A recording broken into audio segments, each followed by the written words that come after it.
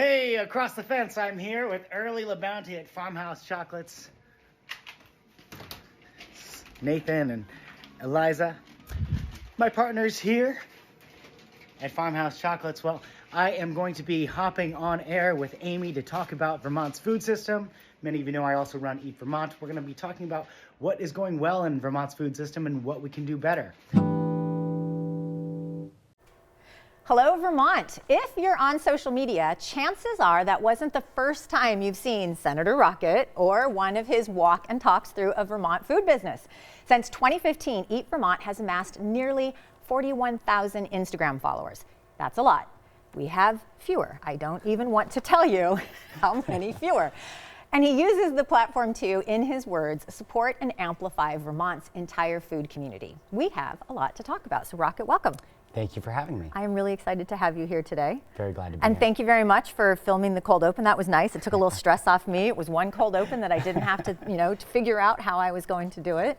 I have a lot of practice. So You have a lot of practice. Yeah. Yes, you do. All right. Well, for anyone who doesn't already know about Eat Vermont, you want to fill us in a little? Tell us what it's about.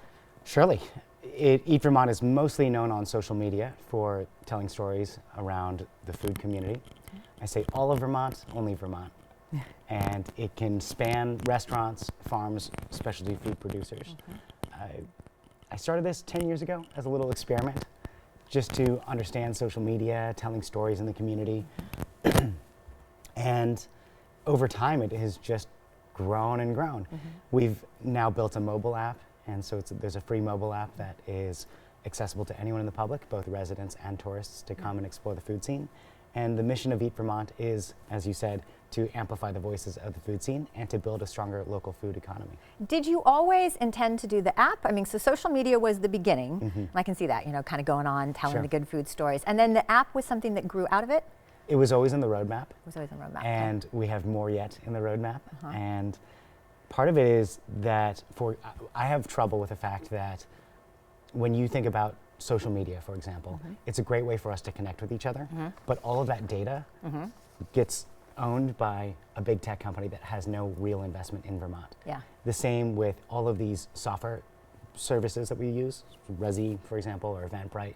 All of that money just leaves Vermont. And when I think about a really resilient food community, I think we need to own our own data and keep dollars in state. That's interesting. And I'm going to talk a minute about your thoughts on social media, because you are sort of changing up about how you think you're going to use it. Let's take a quick look, because you have been communicating even with your Eat Vermont followers about what's going to happen with Eat Vermont. So let's take a quick look at that post. Surely. Okay. It is time for a change. This is my direct invitation to anyone across Vermont who wants to tell stories celebrating Vermont's food scene on Eat Vermont's social media channels. I'm not going to go too far, but I am going to be reconfiguring my relationship to Eat Vermont. First, some history. I started this account in 2015 as a way to be creative. It became much more mission-driven as I started to understand how challenging it is for small businesses to keep their doors open. As a nonconformist by nature, I do not accept reality as this fixed constraint that cannot change. I deeply believe that we could do so much better for the people who work very hard to feed us, for everyone in Vermont who enjoys having a vibrant food scene, and I think we could do something nice for the people who live further away and enjoy Vermont food as well. For years, I have thought that Eat Vermont's social media would best be manifested as a platform with many different faces and voices.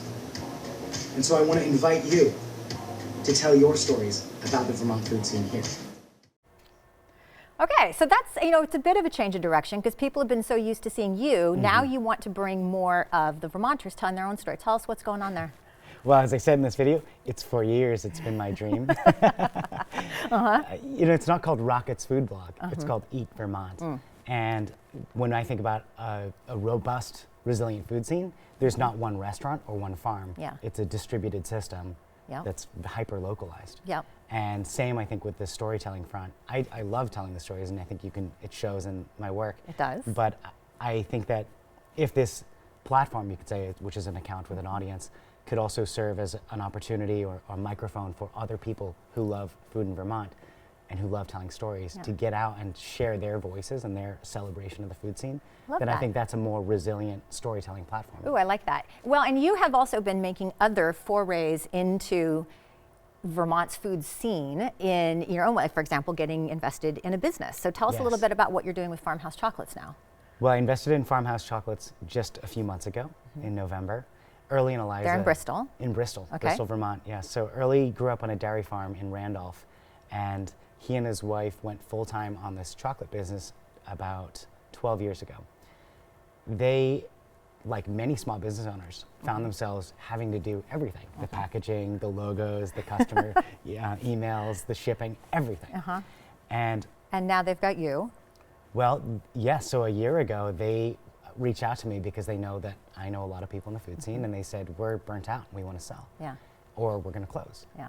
And well, certainly we don't want to see a great chocolate business. Well, and I'm wondering, is close. this something that, well, and is this something that you have seen in your interactions with other food businesses So around many Vermont? You're times. getting close to their stories. Yes. You're hearing about the struggles, and now you've decided to enter into and see what other types of tools you can learn from Yes. Farmhouse Chocolates that you want to make available to other folks too?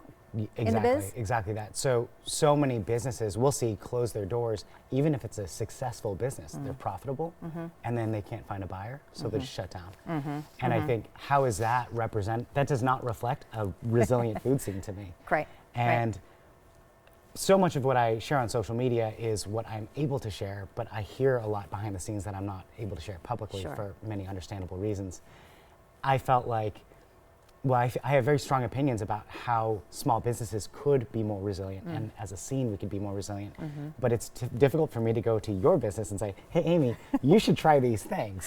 When you haven't actually got skin in the game and Exactly. you haven't proven them through hard work and the Exactly. sweat equity that is a Exactly. part of building a business. Well, something that I liked is that when you got involved with Farmhouse Chocolates, you also said that you saw this as a way of deepening your relationship within that community of makers who are trying to do something similar. Because you could be viewed as like Amazon coming in and saying, I'm starting my own product line, right? And it's a competition. Yeah. But one of the things that you did soon after was, and it is sharing your grid, is you invited some other makers, and Prophecy Chocolates in Morristown was Yeah. one of the first videos that you posted. I wanted folks to take a quick look at that one too, because here's like putting your money where your mouth is about letting other people come Yeah. on and share their stories as And well. before we roll that, Okay, may I sure. just add that for me, I am involved in my friend's chocolate business, and Yeah. they make very delicious product. If you try it, you'll know. But then the important thing for me is that Vermont is renowned globally Yeah. for our artisans, Right. and for the craft and the care that Vermonters put into our product. Yeah. And it is not limited just to Farmhouse Chocolates, but Right. including to other chocolate makers in Vermont. And let's take a look. Well, let's take a Yeah. look at Mateo, because I Surely, want yes, folks please. to get a chance to see this one. Mateo from Prophecy Chocolate. We're super excited to bring you into the Molino, the chocolate factory, and our cafe to show you a little bit about what we've been working on. We work directly with farmers in South America, Central America, mostly Peru and Mexico, importing heirloom variety of cacao and botanical relatives of cacao you've probably never heard of. We bring them up here to Vermont to our chocolate factory, and we make amazing, delicious products with this cacao, chocolate, and macambo, copoazu, and kupui, and we love combining them with local ingredients native to Vermont. So we're gonna take a look at some of them right now. Pretty cool. Okay, so how does that help encapsulate your ideas about how a platform like Eat Vermont and everything you're doing with social help our food system in Vermont? I am really passionate about Vermonters being able to tell our own stories. And I don't mean that being one guy with a microphone telling your story. I mean people across the scene telling their own stories as well. So I'm actually announcing and going to be launching a workshop series. Oh, that's cool. So- Really? Right. So if business owners, but anyone really in Vermont who wants to learn how to use the tools of social media, digital media, want to learn some of the insider I tips just and realized that I tricks. need to sign up for this class. Okay, yes. Because Yeah, this I'm it's going to very do valuable. a workshop series that people can Yeah. come and attend and learn some insights Yeah. and ask questions and really learn how to utilize this themselves, because I really think that a resilient food system requires distributed, powerful storytelling across the Vermont food scene. Well, and how impactful do you think that social media can be on makers, growers, food producers in Vermont? Immensely powerful. And if you look at all of Vermont's most successful food brands, they all tell their stories well. And so it's exactly that. And that drives customers, it drives market share. What is that driving? It certainly drives customers. We've seen a lot of that at Farmhouse Chocolates. It also allows a brand to speak their own values into the world and to tell their own story. So people know who is the artisan that puts their love, care, and craft into the product. Okay, so in other words, so creating more engagement, creating more connection to the product so that folks have a sense of why they want to patronize these businesses. Yeah, Vermont product is not the most affordable product. But if you understand how it's made and who's making it and why it becomes this way, then you have a better appreciation for that. And I think it really strengthens the relationship between a consumer and the business. Final thoughts. What's your favorite chocolate at Farmhouse Chocolates? For me personally, it's the sea salted caramels, the dark chocolate sea salted caramels. Ooh, the sea salted caramels. Okay, so as people are getting ready for Valentine's Day and they're thinking about, so use the Eat Vermont app in order to maybe go scout out the restaurant to which you are going to take your beloved or yourself, right, for Valentine's. Think about getting some Farmhouse Chocolates or going and checking out Prophecy. Thank you so much for joining me. It's been a real pleasure. Obviously, I have been a fan on social media. It's been lovely to get to spend some time getting to know you a little bit better here today. You know, it's an honor to be here with you, and I know that not all audiences are my audience, you know, and so it's really nice to be able to communicate to other Vermonters. Awesome. So thank you. Well, thank you very much. Sure. And as always, thank you, Vermont, for learning and exploring with me today. And thanks to the team that makes Across the Fence possible. I'm Amy Finley. This is Across the Fence. Come back and let's learn and explore again tomorrow.